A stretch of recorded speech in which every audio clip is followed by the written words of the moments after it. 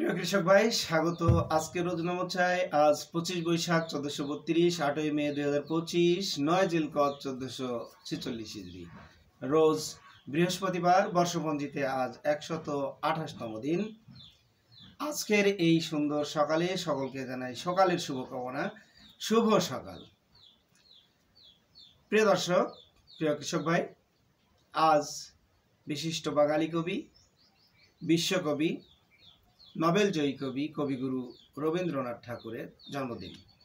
1861 সালের আজকের এই দিনে তিনি কলকাতার বিখ্যাত ঠাকুর পরিবারে জন্মগ্রহণ করেন। সেই সাথে জনপ্রিয় বাঙালি অভিনেত্রী শর্মিলী আহমেদের আজকে জন্মদিন। তিনি 1947 সালের আজকের এই দিনে জন্মগ্রহণ করেন। সেই সাথে আজকের এই দিনে যাদের জন্মদিন, সকলকে জন্মদিনের শুভেচ্ছা ও অভিনন্দন। শুভ জন্মদিন। প্রিয় দর্শক, জনপ্রিয় অভিনেতা এবং চলচ্চিত্র অভিনেতা এবং পরিচালক জ্ঞানেশ মুখোপাধ্যায়ের আজকে ইন্তেকাল দিন। তিনি 2008 সালের আজকের এই দিনে ইন্তেকাল করেন। সেই সাথে 2023 সালের আজকের এই দিনে জনপ্রিয় কথাসাহিত্যিক, বিখ্যাত কথাসাহিত্যিক, সকলের প্রিয় সমরেশ মজুমদার ইন্তেকাল করেন। সেই সাথে আজকের এই দিনে যে সকল বিশিষ্টজনরা ইহকাল ত্যাগ করে পরকালে ঘুমিয়ে আছেন, সকলকে শ্রদ্ধা ভরে স্মরণ করছি। প্রিয় দর্শক, ইতিহাসের পাতা থেকে কবিগুরু রবীন্দ্রনাথ ঠাকুরের স্মরণে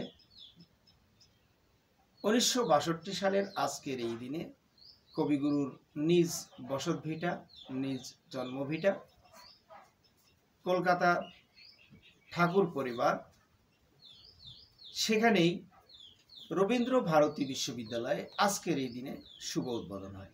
সেই জন্যে উপমহাদেশবাসী এবং বিশ্ববাসীর কাছে আজকের এই দিনটি স্মরণীয় দিন। প্রিয় দর্শক, প্রিয় কৃষক ভাই, কৃষি বার্তায় জানাতে চাই, ঠিক এই সময় আপনার বসত বাড়িতে বা বাণিজ্যিকভাবে যে সকল কাগজি লেবু রয়েছে, এই লেবুর একটু পরিচর্যা করা দরকার।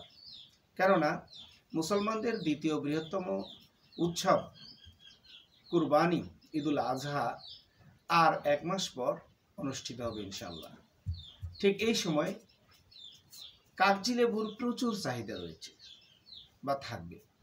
এটাকে সামনে রেখে আপনার লেবু যেন মোজাইকে আক্রমণ করতে না পারে এবং মাকড়ে আক্রমণ করতে না পারে, সেই জন্যে অবশ্যই ছত্রাকনাশক এবং মাকড়নাশক 1.8 EC বা অ্যাবামেকটিন স্প্রে করতে পারেন।